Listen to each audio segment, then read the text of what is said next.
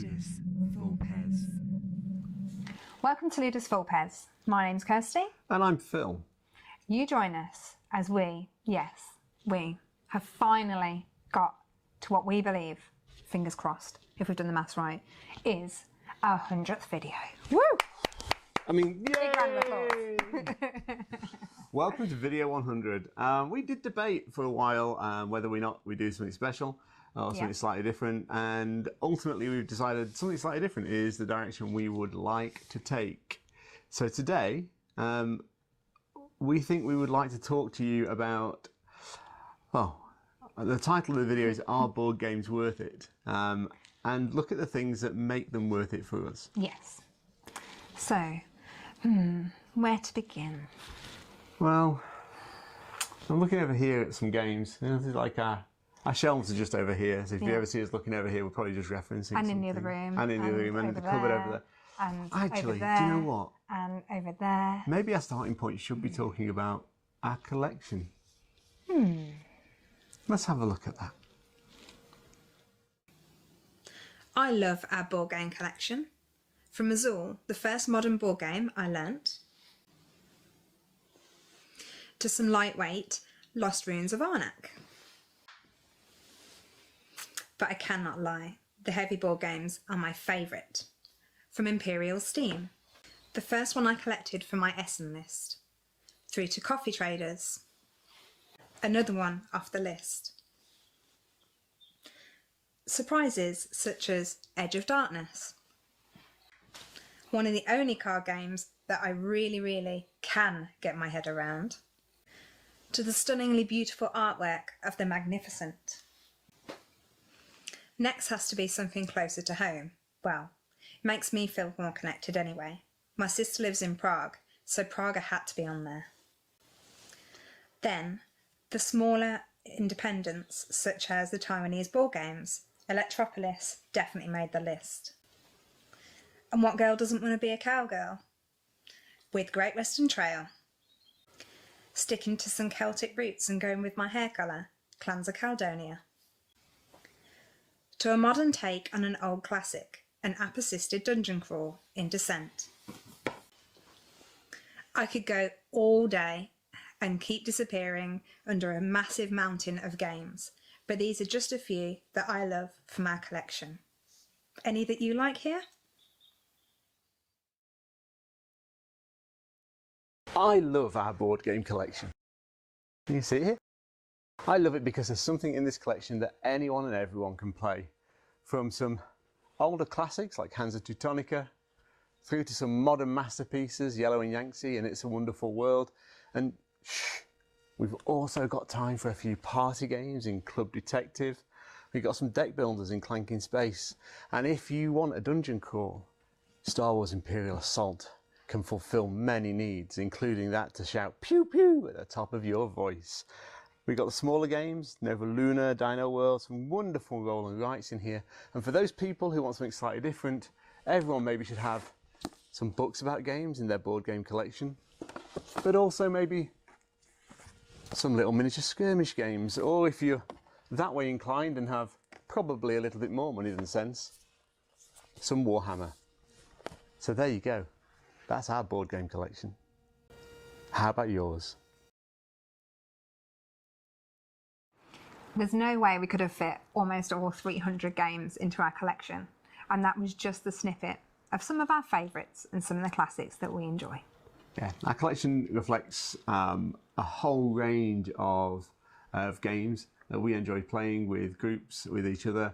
And it's one of those things that as your collection grows, and your collection will grow whether you want it to or not, as your collection grows, you create an ability to always put something on the table for everyone. And I think that's a wonderful thing about having a fairly diverse and broad collection. I think maybe actually as well, because the type of people that we play with might actually help us move on to our next topic, maybe perhaps. Let's. So the next thing we'd like to discuss that we adore about board games is the friendships and the connections that we've made through board games. Well, let's not forget the communities that exist around board games as well, because I think they're really important. Okay. Do you want to tell us a little bit about the friends and connections you've made? Okay, so when I first met the Bromsgrove board gaming group that I am connected to now. We are members of. We are. Yes, we're members. Yes. We're not affiliated partners. We're members of Bromsgrove Board Gamers. Hi, all Bromsgrove Board Hi, Gamers. everyone. Love you lots. So when I first joined the group way back, I say way back, it's not that long ago, but it's pre-COVID. 2019, back in 2019. Yeah. And I was going through quite a difficult time, and I'd seen it advertised in the local press release quite a few times and always wondered and thought, actually, do you know what? What else am I going to do on a Wednesday night? So there I went along nervously and was accepted with open arms and such a warm welcome. And as you saw earlier, the first game I played was Azul. From there, the group has gone from strength to strength.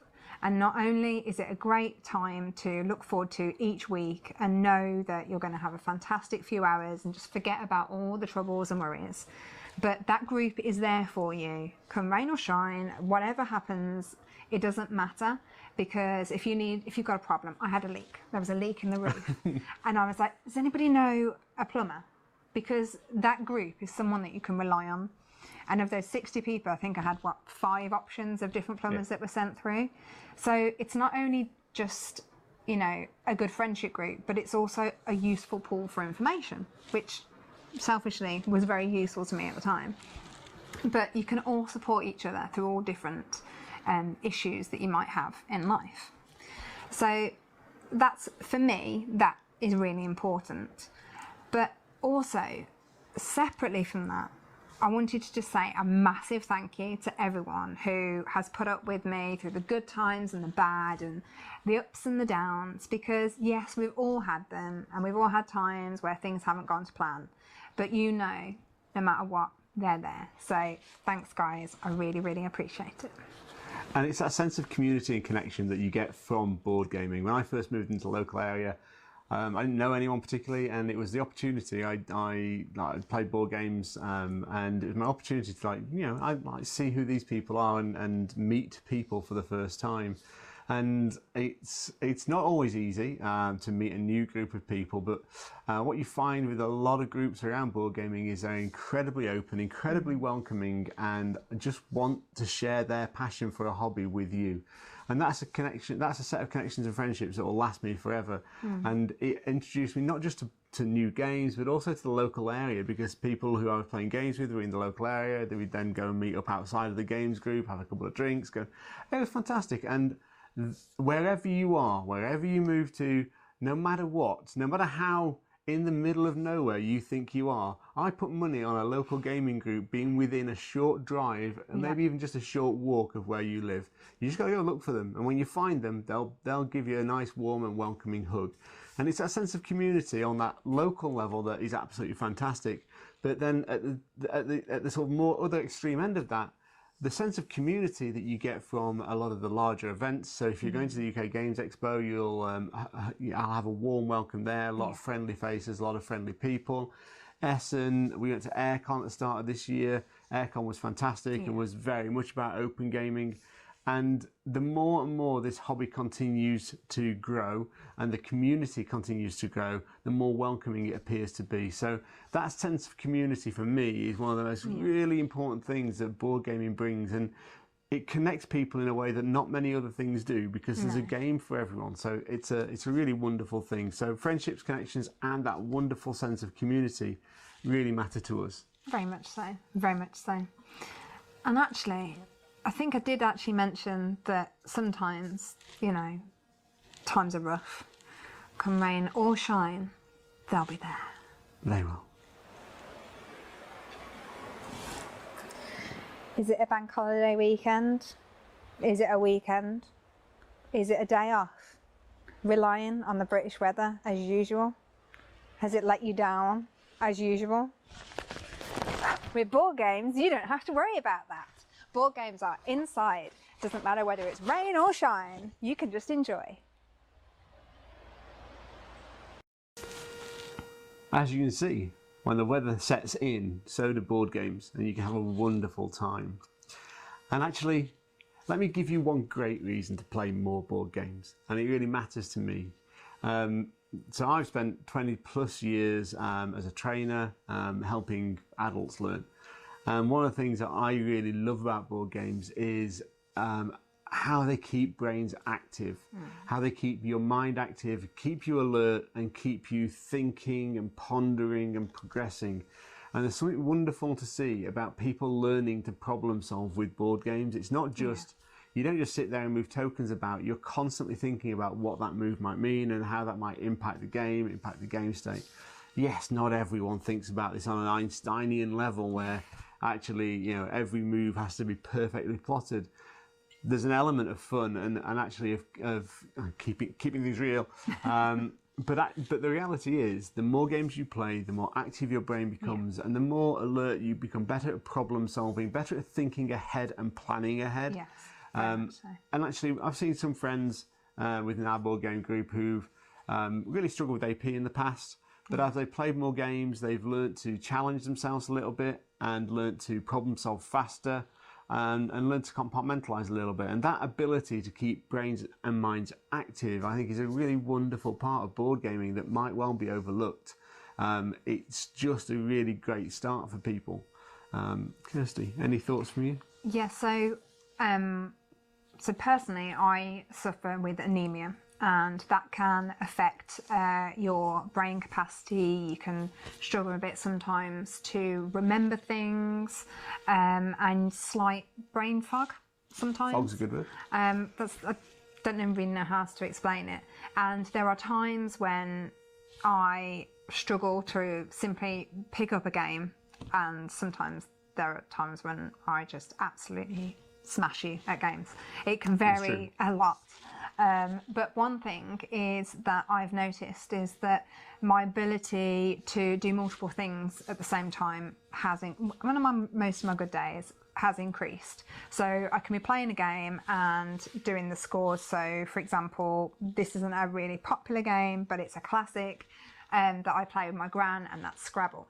So once upon a time, I'd have done all the scores, just wrote them down and played the game and then added them up, you know, at the end, because it's too much time consuming. Whereas I can play the board game, be thinking about my next letters and add them up as I go, which sounds simple, but for me at one point that was too much for me to be able to handle. Whereas now, because of my ability, I'm regularly playing board games, I can just literally just tot it up, add it up, keep going as along, you know, make a cup of tea, do whatever, and do multiple things all at the same time. Not just that, but I think Phil doesn't cut himself enough slack, actually, and a family and friends are always fascinated that we've got a fairly big collection. I mean, we mentioned earlier around the 300 mark. To be able to retain the rules, how to play, etc. of most games, he even generally remembers the setup for most games. That's a lot to take in. I mean, and to remember outside of the normal, you know, day to day. And I think that just goes to show just how, you know, useful and how important board games can be. Because it's like listening to your favourite songs and listening to those, you know, those tracks and those first few notes of a song. It can all bring it back. And sometimes for me, board games are like that. I'll be like, oh, I'm not sure I can remember this. And then after the first round or half round, I'm like, oh yeah, it just triggers back. So although it might be, oh my gosh, it looks like there's a lot to do, I can start to remember things easier than I used to. And Phil has the ability to remember all the rules, to remember not all the rules. most player setups that are needed. He prefers it when they're written on the board, as we know for others that have if you've watched our videos. But like, that is a massive amount of brain capacity if you can remember most games. 300 games, that's a lot to be able to retain information for. So I think that speaks volumes. So what kind of price would you put on that, as that was part of your education? Because I think that's an interesting and important fact. So, you know, if you're going to add a price tag to that active brain, what's it going to be? Do board games really reflect great value for money?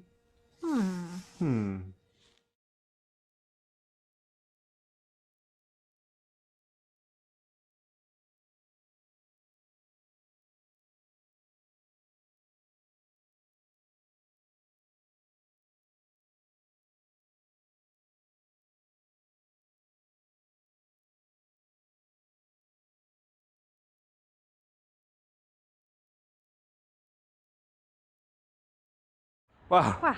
Well, there you go. I can't believe I didn't win Baby Yoda. I can't believe I didn't win bowling, but still, it happens. I win every game, baby. She does, annoyingly so. I have to say, that was far more expensive than I was expecting. What did Well, you think? 20 quid to bowl, and I can't believe just how much money we pumped into an arcade. So yeah, I think that was definitely a 35 pound evening. If not more. There you go. Shh, don't tell him. I'm fairly certain for the amount of hours we stayed there, we could have been playing a couple of games. Would have saved us a bit of money.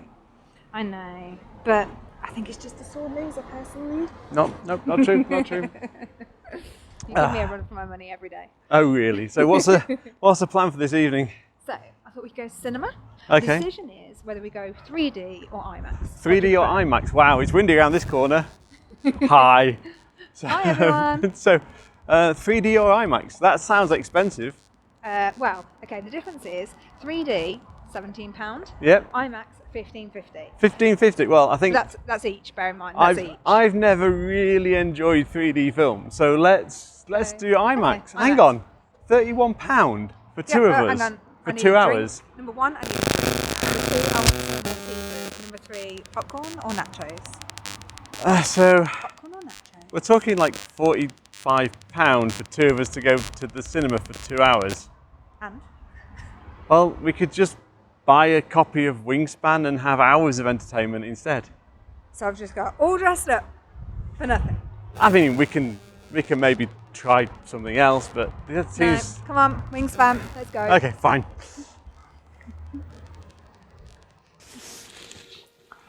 So, you've just seen some examples that we feel that most families or groups of friends might do on maybe a monthly basis or maybe less frequently, maybe more. Please note that the cost that we used were based on 2 people, and obviously if you're a family, it's going to be double that, or definitely more anyway. So it shows even better value for money when you choose the board game over the activity. You shouldn't always choose a board game over the activity, but actually what we're trying to demonstrate is that although these games might look really expensive, sort of £40, £50 for a game like Wingspan, or I can just see Descent over there winking at me at about £120, you can look at that as a huge cost. Or you can look at it in a kind of reflective way. Like the cinema example, that's 2 hours of your time, and possibly £40. If you go for slightly cheaper options, and we were looking at maybe £30, but you're still looking at £30 for 2 hours. So £15 per person for 2 hours. Descent over the course of its play is going to come out significantly cheaper than that for an hour by hour contribution to play. And it's very easy to look at the initial price tag on a board game and think, no, I'm an owner of Kingdom Death Monster, and that game has probably dropped down to about £1 an hour for me at the moment because I love every aspect of it, not just playing it, but also painting the minis, assembling the minis, and the hobby aspects as well. So I will always say, if you want a great value for money proposition that all the family or friends and family can enjoy, a board game is an absolutely wonderful choice, and there is a game out there for everyone. It's also important to remember that there are different games for different people. You don't have to go for heavy dungeon crawlers, you don't have to go for Wingspan and engine builders. There are smaller, simpler family games that exist that are of a more reasonable price tag. And they're fun ones you can have out before dinner, or when you've got friends over. It doesn't have to be really heavy games that you're picking up. We don't even always play really heavy games, contrary to popular belief. And it's also that sort of growing diversity across the entire board game aspect, or board game hobby, that is actually a really wonderful thing to see. And we talk about, people talk about games being introductory games and then sort of steps up to in different advances. We talked in our latest gaming gossip about the different themes that sit within games, and there almost certainly these days is a game that tailors itself to every or any audience that can be out there. I know in Gaming Gossip, Matt referenced something about genetically modified peas, I think. I'm sorry, not one I'd heard of. But actually, you've got this, you know, whether it's Isle of Cats, which is a wonderful Tetris Polomino game where you're just placing, very You're simple. rescuing cats from an island. Whether it's something like, I don't know, Yellow and Yangtze over there, which is slightly more complex. Whether it's something like Riverside or Doodle Dash. Fun group games. You can gather a load of people together. Just one. Just one. Lots of games that it doesn't have to be just 4 of you. There are games out there which will play up to 8 players. There are games like Trails of Tucana, Trek, that will play up to, you know, the Welcome To collection, that will play up to 100. You've got games that will, you know, Codenames has done superbly well just by, you know, pointing at letters, at words, or pictures now. So you've got games out there for everyone, and that diversity, not just in complexity, not just in theme, but that growing diversity means that there is something out there for everyone, and we're breaking away from a lot of the more traditional themes. There's the historical challenges around colonialism that people have got upset about in the past. Those themes are still there, but they're drifting a little bit further away now. And there are, you know, we talked about power being and environmentally friendly power being a huge theme this year. Lots of games coming out referencing that. So there will be a game with a theme that someone in your social network, your social group, would be happy to play just based on theme, and then you can tier it up and down based on complexity. And that growing diversity in board games is not just reflected in the games themselves, but in the people creating the games and the people playing the games. One of the things that's been wonderful to see in Bromsgrove Board Gamers, when I first joined, it was a group of white middle-aged men, with maybe 1 or 2 younger members who were white and middle-aged before their time. But these days, I would say we are close to, on a regular Wednesday night, sort of 50-50 male-female split, and all kinds of diverse characters and people within that group, which has made it a wonderful place and a wonderful environment to be part of. So board games are changing, and with that change, they're opening up to wider audiences and bringing more people in, and that, to me, is a wonderful thing. So personally, for me, key highlights for me are referring to maybe inclusion and diversity in board games. So, you know, as Phil mentioned, it's unfortunately, when I first joined, it was quite a heavily masculine area, and I remember the first time I got invited to someone's house to play board games with them, and it was a group of 4 of us on a Monday, and I'd never been invited to a group like that was, you know, separate from the board games being held on a Wednesday night. As part of the organised group, or separate from the all-day sessions that we occasionally have, maybe 4 times a year, sometimes more. COVID obviously changed that a little bit. But that first time when I got included was such a momentous moment for me. I was so proud that I'd broken that barrier. And then also, one of the things that's really good to see is, although it shouldn't be, unfortunately, sometimes the board gaming and, I suppose, miniature painting and hobby area that's related to board games, unfortunately, women do sometimes get treated differently to men. If you walk into a board game shop, they just stare at you. And it's like, especially if there's a Magic the Gathering tournament on at the time. You think you can help me? I'm just looking for this or that. And it's starting to change. There is an adaptation, and people, although you can see they're probably slightly petrified, they will be like, hi, you know, can I help you? You know, that, and there is a change. And, you know, on social media with, there was a time when I was doing quite a lot of miniature painting, and because I'm female, it was pointed out that why are you having photos of yourself when doing the photos of the miniatures? And I was like, well, I painted them. Why wouldn't I put myself there? But it was very much, oh, it's just because you're a woman, you want to get likes. And that, when I first joined, I think it was 2020 when that kind of started to happen. For me, I was a bit, oh, is this right? And I was a bit worried. And slowly over time since then, and obviously like COVID and changing in times, thankfully that females are being far more accepted in this area of the hobby, and so may it continue. Yeah, long may it continue. So, diversity inclusion is a wonderful thing, that level of acceptance that is growing. Still some work to be done. The board gaming hobby is not perfect. No. But it is moving in what I would hope will continue to be the right direction, and that's a really wonderful thing to do. And actually, when you visit certain conventions, Essen is particularly prevalent in my mind, but also the UK Games Expo, you will see the broadest range of people there, and that just shows you how broad this hobby can be. So conventions are definitely. Hang on, I need to go and pack. Oh gosh. We'll see you in a minute.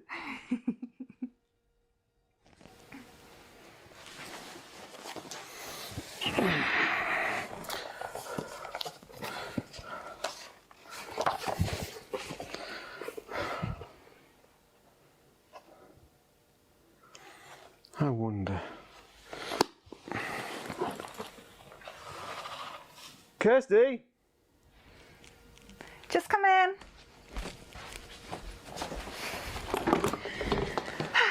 Have you forgotten something? Hang on a minute. Oh my God, yes. Thank you for that.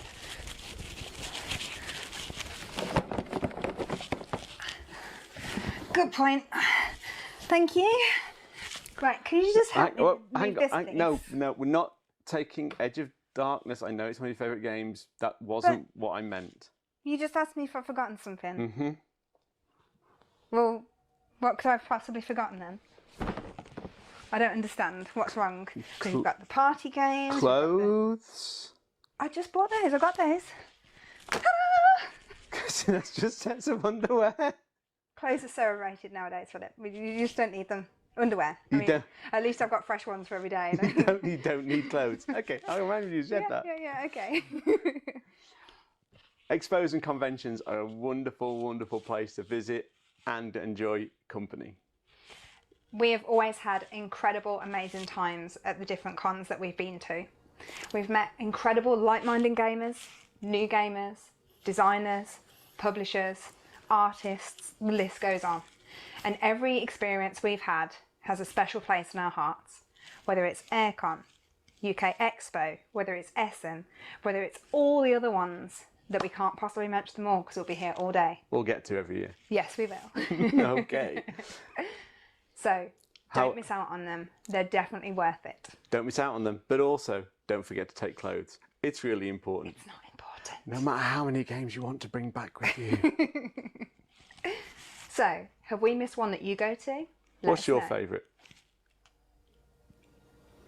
Now, will you at least get some clothes? We've got the expo to pack for.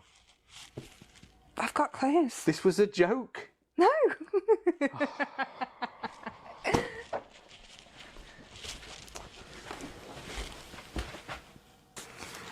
I told you, Phil, I just don't understand why you think clothes are so important when that case space is clearly marked for clothes, for games. For those of you who have ever been to Essen, you will know the torture of the balancing act, the fine balancing act of taking one empty case and one case with clothes over to Essen, and then realising you've bought too many games to fit in your case, and then deciding, do you leave clothes behind in Germany or do you wear 15 layers?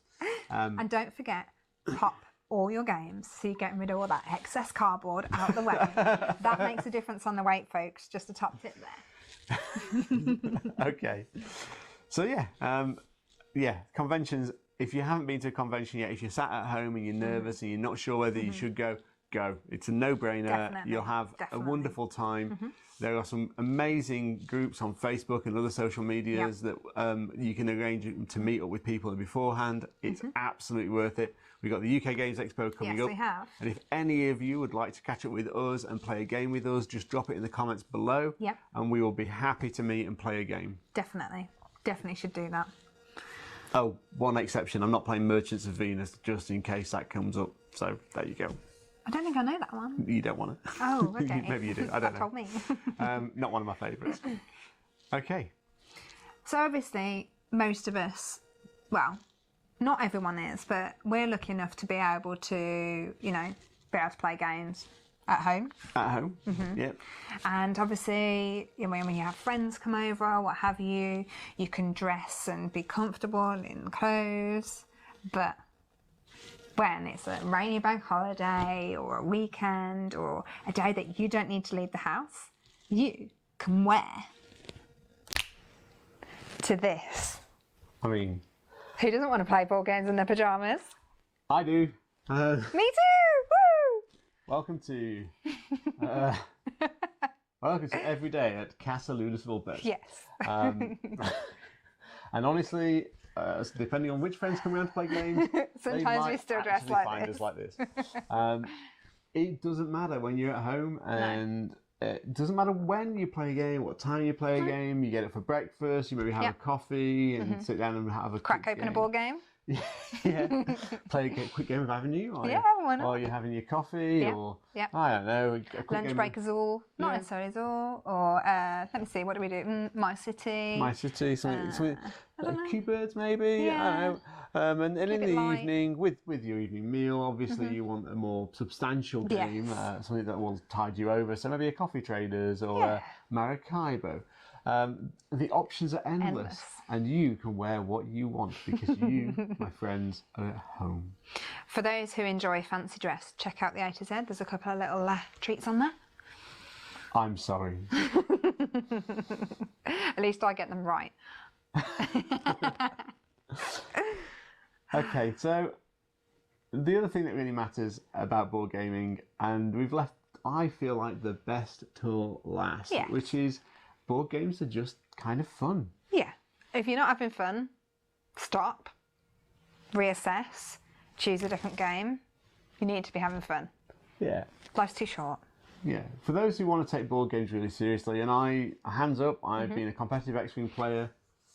Oh no, I haven't. I was going to say I've been a competitive player. I have a T-shirt. I mean, you are competitive. I've got a T-shirt which You are says, competitive, you know "Do what I not mean?" mess with me." But actually, you can take games too seriously, Yeah. and ultimately, you're here to have fun, and you're here to play some board games and relax a little bit. It's really important to, not take things too seriously, especially when you've got like new gamers, or if you're new, don't panic if you're a new gamer and you're worried about not being able to fit in, or if you haven't heard of any of the games. I had no idea what I was doing the first few times when I joined. In fact, sometimes I still don't now. Like, I'll go along and it'll be, "Oh, do you want to play this?" I'm like, "Never heard of it. Don't know what type of game it is." Something most Doesn't fun I matter. had was watching Kirsty host a table for the first time on a Wednesday night, which was fantastic. It was hilarious. Let me explain why. Because as we know, every time I go to an event or go on holiday, or just generally if I do anything that involves leaving the house, I tend to get a cold and I lose my voice, as the gaps between production of these videos will clearly Attest, yeah. show. And so I was put forward to host, and I did an emergency host at our Bromsgrove Board Gamers, and I took along, what did I take along? I took a feel like Zool, Azul, actually, yeah. a Zool, because obviously it was the first one I learnt. What else did I take? I can't remember. There were two other like-minded games. And then part of the way through, I said to the newbies at the time, "So what kind of," oh no, I think it was Hanabi. No, Honshu. Honshu, It was that's Honshu, Honshu and Azul. So fairly simple games to pick up, take it easy. So what kind of games have you had experience of? What were their responses, Phil? I wasn't at the table. Like Arkham Horror, the board game, and then the card game. That I think there was. They played some chunky games. Clank in Space. There were games that were well above the levels of which I was gently teaching at. And with a tiny voice like this in a pub does not work. Just to clarify, it doesn't work. So yes, embarrassing. Yeah, so but, you know. if you're ever, games can be the opportunity to, you can play them seriously with some elements of competitive edge to it, and we will, and we do. But actually, if it stops being fun, competing is fun. But when that stops, if it ever stops being fun, stop playing games, because games are about fun. And take a break, play something that's different. That's the other advantage of having a really diverse catalogue of games. If you're playing just hard, heavy games constantly, sometimes it's nice to have a bit of get away from them for a bit and play something lighter that you don't mind losing. And actually, when I first when Scythe first launched, and I managed to go maybe like a year and a half, 2 years without losing a game, which sounds ridiculous but was in fact true. But actually, I got to the point where I daren't play the game because. What happens if I lose? Actually, when I lost, it was great because it allowed me to test and try new things out. Yeah, it was the game became fun again. So there's pressure there. My first experience of Scythe was at 3 o'clock in the morning on our 24-hour gaming session that we did in aid of Alzheimer's UK. Alzheimer's Research UK. That was the one. And I had never played it. And Mr. Snappy here, I was like, I don't understand. He's like, just get on with it, you'll get it. And it's, how hard can it be? And I was like, thanks, Kev, for your support and for getting me through that game. I just wanted to put it out there. So, board games should be fun. Have fun when you play. And also, the right game can be deeply relaxing. Deeply relaxing. So, hang on, sorry. She's supposed to be here, but Kirsty, where are you? We've got a video to finish. I'm just chilling. But where are you chilling? We've got a video to finish. What's the problem? Where are you? I'm in the bath. We're supposed to be finishing a video. Oh. 1 minute.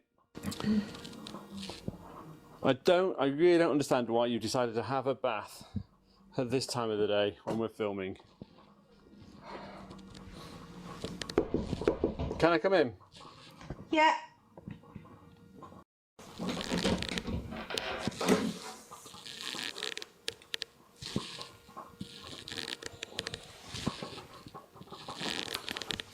What are you doing? Just relaxing with some ball games. Isn't this how everybody relaxes with ball games? Is this how you relax with board games? If you've enjoyed this video, please like and subscribe. Just me, have no idea how long it takes to create these little sketches. Please subscribe. Don't forget, we're also on Facebook, Instagram and Twitter. Just search Ludus Vulpes. See you soon, everyone. Bye. Bye.